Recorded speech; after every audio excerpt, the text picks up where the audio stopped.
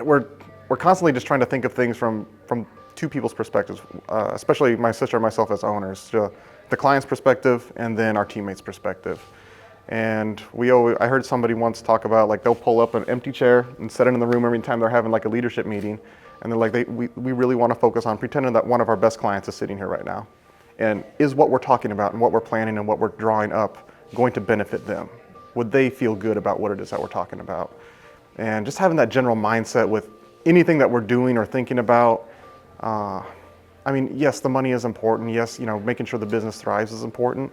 But I think all of that is just an after effect of doing the right thing for our customers and for our team as well at the same time. You got it. So my name is Wills Amstutz, and I'm the co-founder of Windows and Wheels Auto Detailing. We're in Gilbert, Arizona. So it's about 15-20 minutes outside of Phoenix in like a suburb area. Got it. It's very community oriented, right? It's a higher income area, but it's also, like I said, very community oriented. Pretty decent car scene. It started out as a smaller town, but over the last 10 years it's just really boomed and blossomed. So it's a really growing community.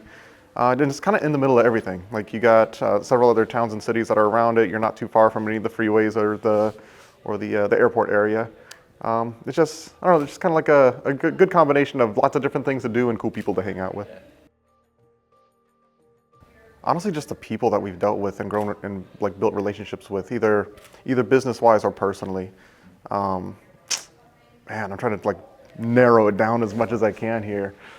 The other business owners that I've met there, so I'm part of the Gilbert Chamber, for example, and just having met other business owners in the area, and there's a giver's gain mentality with a lot of people. A lot of people are there to be able to help you out if you have questions, or it encourages you to also help out. So kind of having that, I won't say everybody knows everybody, it's not that small, but a lot of people know one another in there, especially in the business community, and kind of having that tight networking group is a big plus for me on the business side. On the personal side, like, there's lots of good food spots, there's entertainment, like it's Arizona, so there's lots of like water parks and things like that you can go to. So it's a fun area to raise a family, or if you're like just starting out, there's other areas where you can just kind of move into a smaller location and build up from there. That's where a lot of our customers came from, is they kind of started out there and have kind of grown their family and their business or their personal life from there.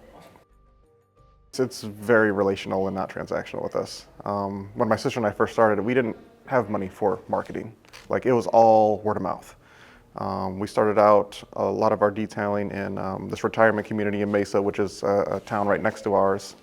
And there were people that, they were too old to go out there and do their own cars. They didn't give a shit. They wanted to look nice, but they didn't want to get out there and do it. And oh man, that was some of the best relationships we had. Like, these were people that we would see regularly. And we go out there to do their car and be like, hey, would you mind, putting these Christmas lights up for me or moving this around?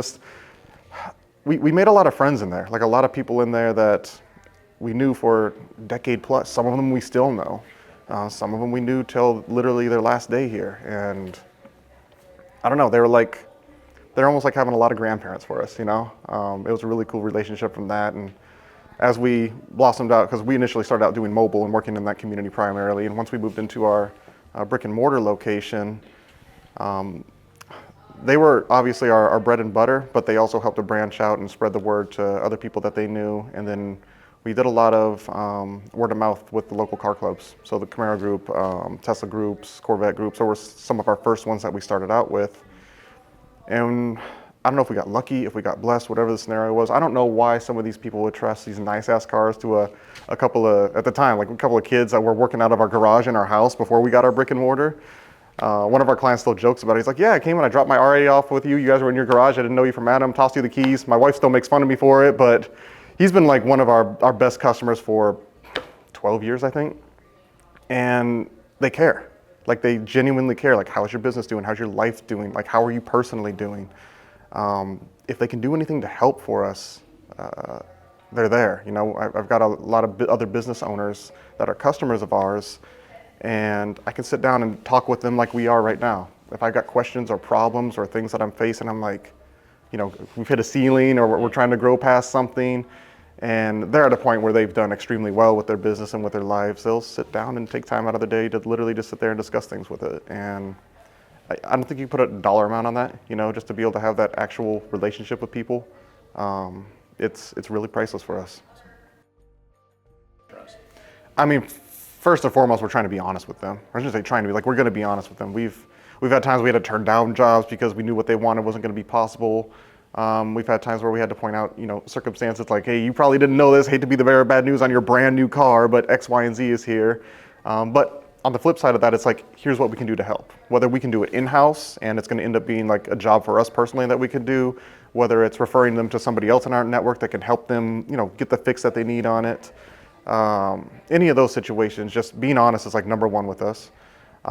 Second thing I would say is we're big on like the under promise and over deliver. And I mean, we promise pretty freaking high still, but if we can do things like recently, we just started like, we don't want a car to leave dirty. So you come in for window tint, no, wash isn't on the ticket or cleanup isn't on the ticket.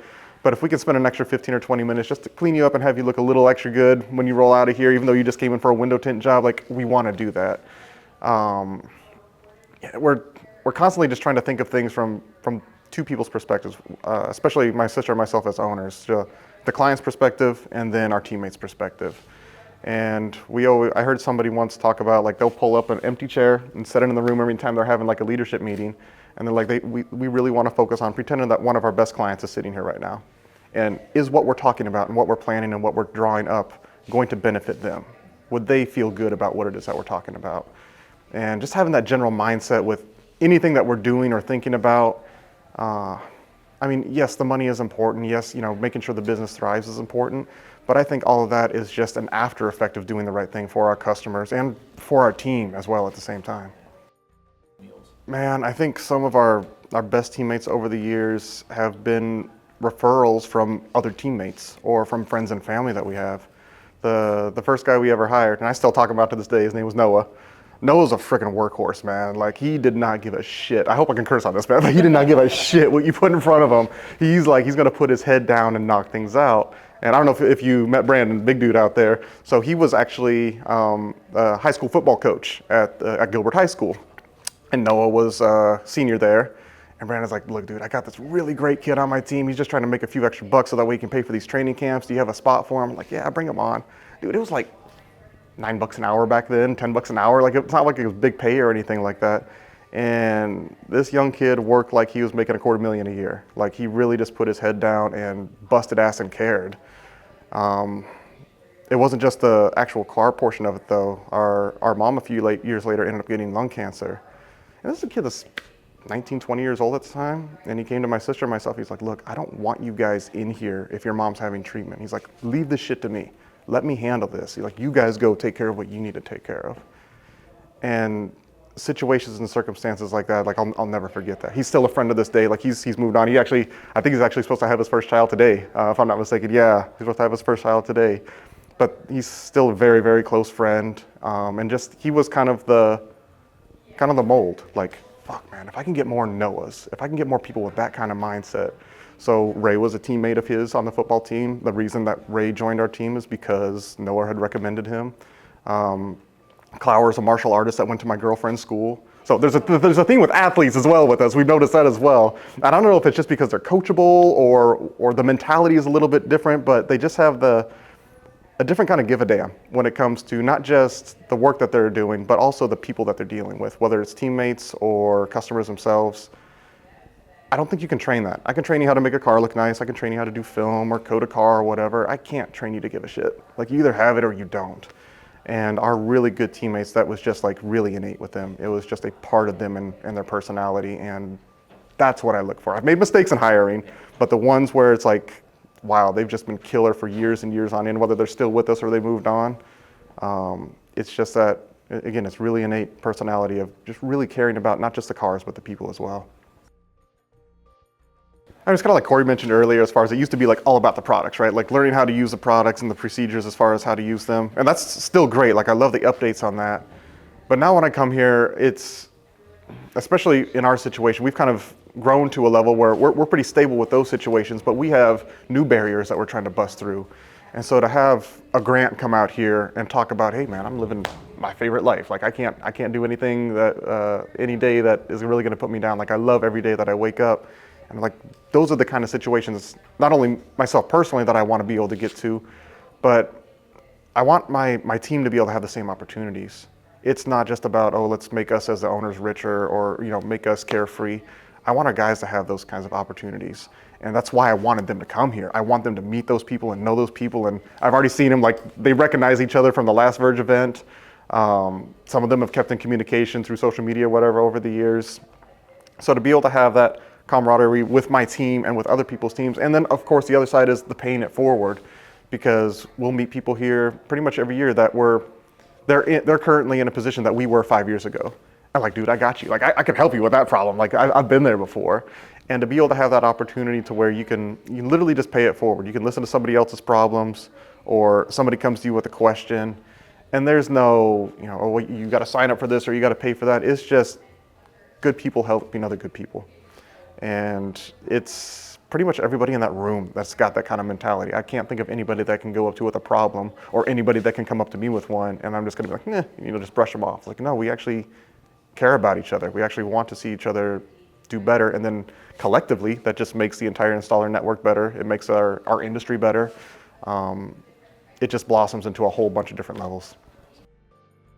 When he talks about the guys that he knew on the forums, that was me. Like, I was one of those guys. C-Dog, I remember C-Dog on like the Auto Geek and Autoality and McGuire's Online and Live to Detail, like all these forums. We didn't have Facebook and YouTube back then. And I just remember Corey on there, he'd do crazy reviews. Like, he'd test a product out and go dump acid on it and chlorine and whatever and see if it would hold up. I'm like, I like this guy's style. So we would communicate back and forth about just different things he was trying, different things that we were trying. Back then we were OptiCoat installers, and that was like, we had been doing it for about 1.5 years, 2 years, and they started having some pretty bad issues with their coating. And that was right, like, within 6 months of Corey starting to sell Finest in the US. And he's like, hey dude, like, just try this out, tell me what you think of it. And we did. So we tried it on a family member's car, older vehicle, sat outside a lot. And within the first month, we have what's called monsoon storms in Arizona. It's like these huge dust storms that come through, and there's dirt and rain and all kinds of stuff getting thrown around. And the car was sitting out in the middle of that, and birds had messed up all over it. I'm like, all right, well, this is going to be a good test product for it. And we went out there, and when 90% of that junk rinsed off, I'm like, okay, he's onto something here. Like, we got a really solid product. So it was just almost like a gift in our lap, basically, to where this product was failing us at this time, and Corey was coming out with distributing Finest. And so I believe we were one of the first 10. Like, I still have the plaque of like one of the original CQUARTZ Finest ones, the old school one. It's like 2012 or 2013 or whatever installer on it. And it was actually Wes, like, we're sitting here in his shop. He was the first one to call me. You're like, dude, you're really cutting yourself short with what you're doing. I'm like, what do you mean? It's like, dude, I see your guys' work. You guys do outstanding work. You really should be charging more for this. Like, you produce such a great value for your customers. I don't think you know or understand like what the other side of this is. And so he starts telling me, like, which I'm sure he's going to present on today, like the different packages he would do, how he talks to customers, how he builds value with customers, relationships with customers. I'm very much so an introvert by nature. And so over the years, I've gotten more comfortable with these kind of situations. But it was talking to people like Wes, Joe Tabardi, he's not here, but Joe's been a big one for us over the years. That's also a Finest installer, helping us understand more of the business side of things. So if we hadn't have gotten started with Finest, I don't know how many of those guys we would have met over the years, or how much slower our growth would have been, or if it would have even happened. I'm sure we would have found a way, but the learning curve would have been a lot more steep. So there's so many people out there with products and services, and all they care about is, oh, you got the money for the training? Okay, cool, you can buy my product. And Corey's like, no. you got to check all the boxes here. I know some guys that are really good detailers, but they didn't hit all the boxes. And Corey wouldn't approve them for it. And I honestly respect that.